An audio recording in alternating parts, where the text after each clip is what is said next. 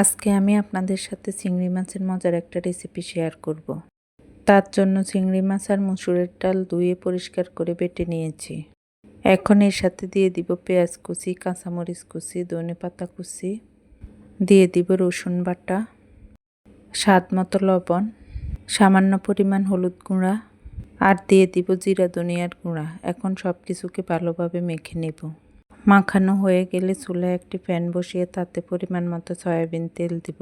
তেলটা গরম হয়ে গেলে অল্প অল্প করে মিশ্রণটা দিয়ে দিব।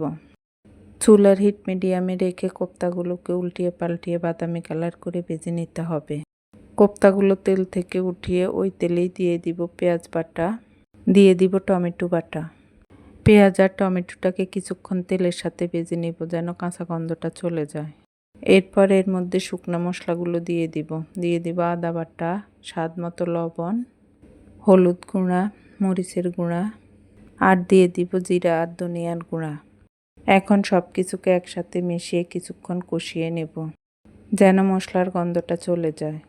এখন এর মধ্যে পরিমাণ মতো ঝোলের জন্য পানি দিয়ে দিব। ঝোলটা ফুটে উঠলে এর মধ্যে কোপ্তাগুলো দিয়ে দিব। ঝোলটা যখন শুকিয়ে আসবে তখন এর মধ্যে দিয়ে দিব কাঁচামরিচ কাটা আর ধনিয়া পাতা কুচি। তৈরি হয়ে গেল মজাদার চিংড়ি মাছের কোপ্তা কারি। কেমন হয়েছে জানাবেন।